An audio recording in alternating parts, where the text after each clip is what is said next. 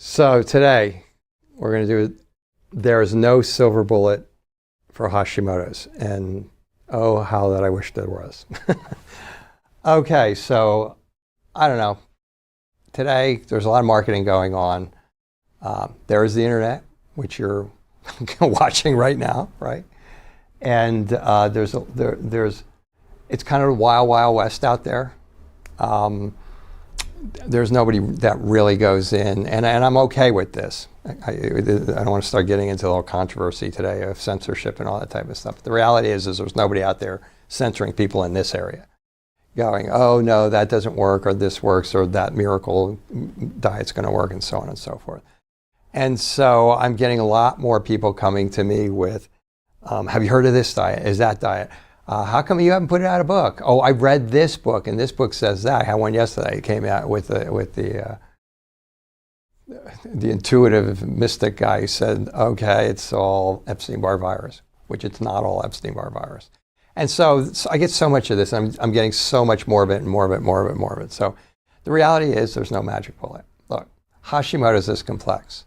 I should have gone over there and pulled out of my what I call my own control manual, the 10 pages that I go through to assess every single Hashimoto's case to make sure that I haven't missed any aspect of what could possibly be blowing them up. There's 40 different triggers to Hashimoto's. 40. There's 40. And actually, I think there's going to be 41 or 42 by the end of this year, just based on what I'm seeing relative to the COVID thing and some other things.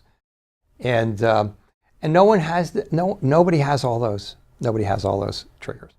Who has 8 and who has 14 and who also has 8, but they're a different 8 than this person has over here. And so there's just a certain complexity to the condition that is unfortunate, but it's there. So what happens is you go online and you start looking and you start finding all of these, I won't name names, so-and-so's leaky gut program or so-and-so's small intestinal bacterial program for Hashimoto's, or so-and-so's Hashimoto's program. And I'm thinking of specific doctors as I say this. And then I look at them and I go, there is maybe 10%, maybe 15% people who put out $1,500 or whatever it is for the supplements and the diet for that program's going to put you on, and maybe there's 15% of people who are going to do that are going to do well because maybe they are in the early stages of Hashimoto's, or maybe that particular diet, I'm even stretching it here, maybe that particular diet might be specific for that person, and just by doing the low level of vitamins, they might get better and get their better, meaning putting their autoimmunity into remission, their Hashimoto's into remission. But that is such a crapshoot. I mean, that's such Russian roulette, which is why you don't see Dr. Martin Rutherford's Hashimoto's, save your Hashimoto's, cure your Hashimoto's. I mean, there's one gal out there who's very, very popular on the top 10 list on the New York Times selling list, I think a couple of years ago, who claims you can cure Hashimoto's. I've read her book. There's a lot of good stuff in there. There's also a lot of stuff in there that maybe isn't right, but there's a lot of stuff in there, and it's hard to even read. My mentor has a book out called "Why Do You Still Have Thyroid Symptoms When Your Lab Tests Are Normal?" And it was written in 2008 and 2009. There's a lot of advances been taken on since then. But even if you tried to take that book and do it, and I know this from patients who've tried to do it, it's almost like impossible to do it for yourself. And there's like 10 or 15 or 20 other triggers that have come around since that book was written. So if I get 100 Hashimoto's patients, no 2 of them are the same. It is a massively complex issue. You have to be looking at diet. Listen, there is no one diet that's right for all the Hashimoto's patients. I'll even go a step further. There's no one diet that's right for any Hashimoto's patient. One of the things that we've come to be aware of is you're usually going to have to look at that person who has Hashimoto's, maybe they have diabetes type 2, they have food sensitivities, and you're going to have to craft like 3 diets out of there. Now, you might get on a diet. Just before we did this, I was talking to someone who was talking about, oh, let's do the carnivore diet. Well, you should get together with these. I have 2 people who got on, they felt great. We'll see how great they feel for how long. And because basically very few people are allergic to meat. Some people are sensitive to beef and things of that nature. So you've removed all the antigens and you feel better. But you're going to start not feeling better because eventually you're going to start developing reactions there. You're going to start breaking your digestive system down and so on and so forth. But this goes even for the paleo diet. This goes even for the autoimmune paleo diet, which was really the cornerstone diet when we started on all of this. But a lot of you already know that because a lot of you got on the autoimmune paleo diet and you started to bloat. And you're going like, wait a minute, I thought this was the autoimmune paleo diet was the right diet for Hashimoto's. It's because there is no one diet. There is no one diet. That person who just bloated probably needs a combination of just knowing that they were on the autoimmune paleo diet and bloating. They probably need a combination of 3 diets put together. And if that person happens to have ulcers, then that's 4 diets that you need to manipulate together to give to that person to get their system to a baseline. And that person's going to feel better. But they're not going to be, but the vast majority of the time, the diet alone is not going to do it.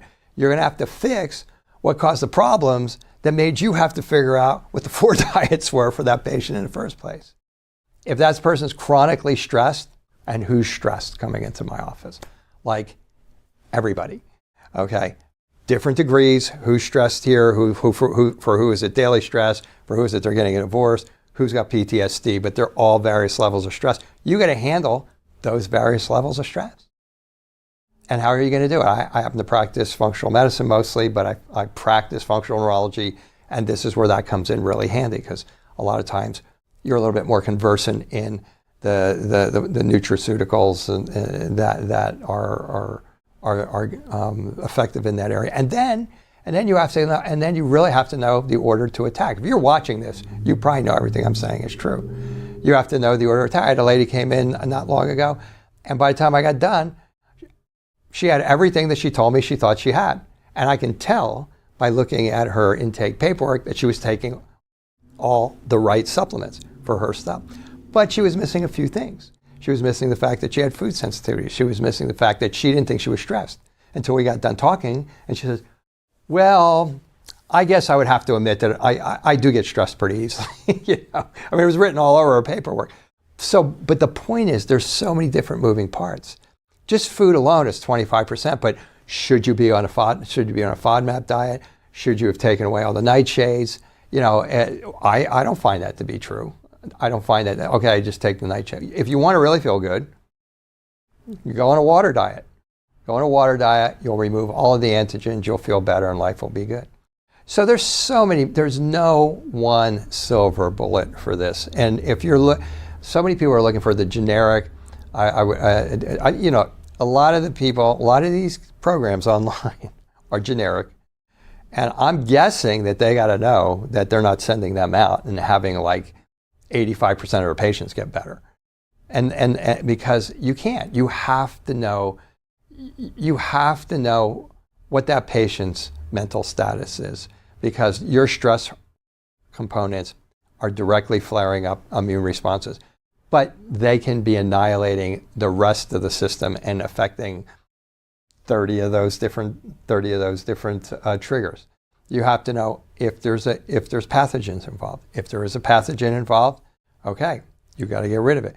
Are there toxins involved? If there's toxins involved, you can shotgun it. Sometimes you really got to know what that toxin is or what that pathogen is. That pathogen's mold, and you don't know it, and you're living in a moldy house.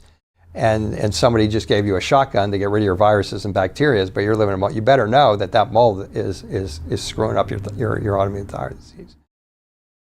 So as far as supplements go, there's no supplement pack just for Hashimoto's disease. Not in and of itself. It might be that you can access one of these areas. You can have somebody, you could do a SIBO diet and feel better for 3 months.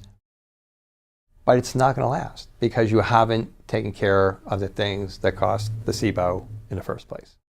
Okay, and if you have small intestinal bacterial growth, trust me, the FODMAP diet alone is not going to do it. If you don't believe me, look on the SIBO websites and on their boards, and they'll tell you that it doesn't do it. And it doesn't do it for them because they're not going back and fixing all the things that cause the SIBO. What causes SIBO? One of the things that causes SIBO is Hashimoto's. But SIBO screws up Hashimoto's. So you have this big vicious cycle going. So where do you enter that vicious cycle? That's where the magic happens. When you have somebody who looks at your whole case, looks at all the 40 triggers, looks at other physiology that's going to be screwing you up, and then says, this is what's going on with you, and here's how you attack it. And that's the other thing. Unless I'm the only one on planet Earth that has figured this out, and I'm not, because I was actually taught this by some very brilliant people, but there's an order in the way you have to attack each area, and there's an order in the way you have to attack Hashimoto's. So if you attack it in the wrong order, if you have gut problems, but you're attacking those, and you decide you're going to attack the brain later, and stress happens to be the problem for your gut problems, good luck. If you have small intestinal bacterial overgrowth, which, this is going to sound really strange, actually starts in the large intestines, which is the end of your digestive system, but you don't fix what's going on upstream first, forget it. It's not coming back. And if you don't fix all that, you're not going to be able to fix your Hashimoto's. So if I seem like I'm rambling, I'm not. These are very, very specific things that I see all day. And what I just talked about is this much of this much. I used to have this like huge chart here of all the I was just looking to see if I still had it. I don't have it. I don't have it here anymore. Of all the interrelations in Hashimoto's, and it's like crazy. It's this whole big chart with all arrows going. This is affecting this, and that's affecting this, and this is affecting that, and that's affecting this, and then in the end, all of it feeds back to where the origin comes from.